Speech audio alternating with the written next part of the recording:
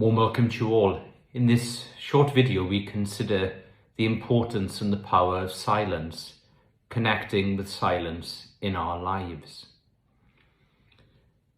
Silence is a funny thing. It's one of those Marmite issues. You either love it or you hate it.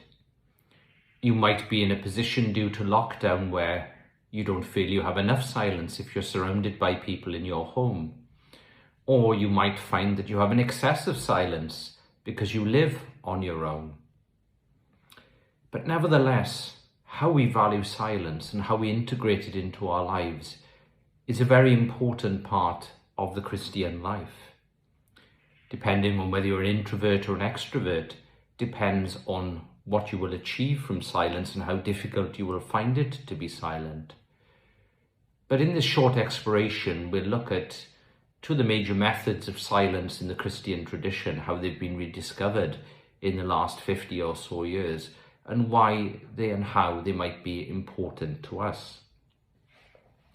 So why is silence important? Well, silence can help us to regenerate. It gives us an opportunity for self-reflection, perhaps even for daydreaming. And it activates multiple parts of the brain. It gives us a time to turn down inner noise and increased awareness of what matters most. And it cultivates mindfulness, the recognition and the appreciation of the current moment. And what that does for us is it enables us to listen deeply. But in order to be able to listen deeply, we have to open our hearts and open our minds to that silence. To open our hearts, to open our minds to God, and to open our hearts and our minds at the depth of our innermost being. So what sort of issues can lead us to find silence difficult? Well, we might be feeling frazzled, we might be in the flight or fight response. All of those things might lead us to find silence difficult. But silence can help us mitigate stress in our lives, and that's a very important thing. Silence lowers our blood pressure, decreases our heart rate, reduces our muscle tension, and increases our focus. And they are all important things, because as people of faith, we are concerned with our well-being, body, mind, and spirit. And these things are all very connected. Of course, as a culture, we struggle with silence through fear of missing out. FOMO, as the young people call it. We all like to receive a degree of stimulation, whether it's social media or watching the television or listening to the radio. All of these things are stimulants. And sometimes we need to be distracted from stimulation. It never ceases to amaze me when I go out walking or running that sometimes people stand in the middle of paths, and when you walk around them or run around them to pass them, you realize actually that they're tuned in and they're listening to something on their headphones, as if somehow there is always the need of another distraction. But appreciating silence gives us the chance to rest, to relax, and to recharge, free of that stimulation, leading us to more profound thoughts, stronger relationships, increased creativity, and improved communication skills. All of the things that lead us to be deeper people. We all need to find room for this. And part of the gift that the Christian tradition has is the gift of meditation, the practice of sitting in silence and focusing on the present moment. That's the best way to incorporate quiet time into your day. You can begin in small ways with 5 or 6 minutes of silence, and then eventually increase that to about 20 minutes. But if you find the concept and the thought of formal meditation practice difficult, you can begin in a simple way. Enjoy your morning coffee or cup of tea without a device or reading another book or magazine. Look out of the window the next time you're a passenger in a car instead of picking up and scrolling through your phone. Walk by yourself and listen to natural sounds around you instead of music.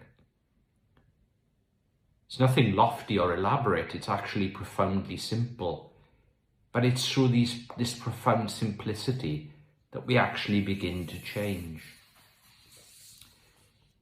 So what is meditation then, and why is it important? Well, meditation is universal spiritual wisdom. It's a practice, not a theory.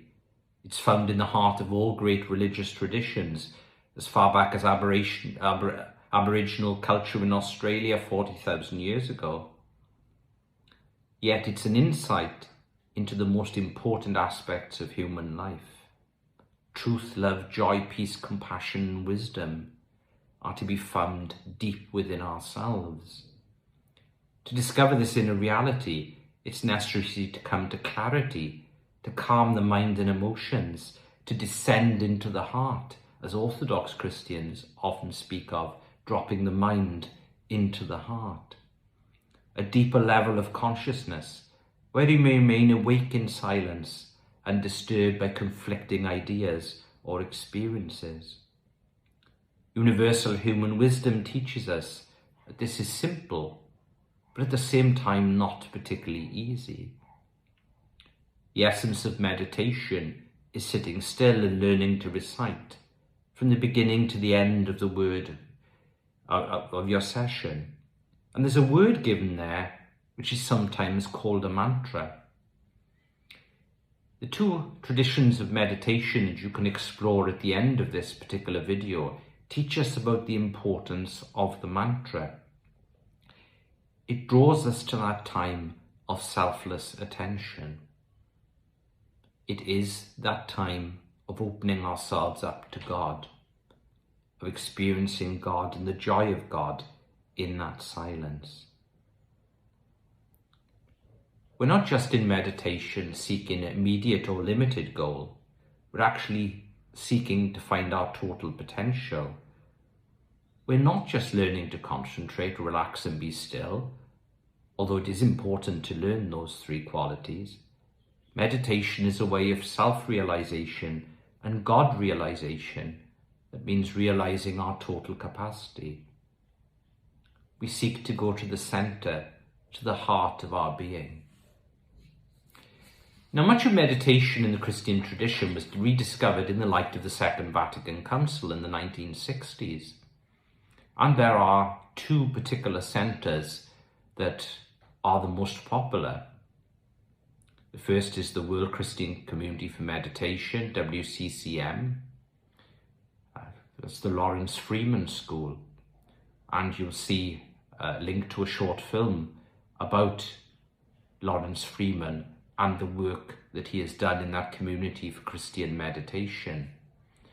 They have many thousands of meditation groups throughout the world, meditating on that word, Maranatha, come Lord Jesus.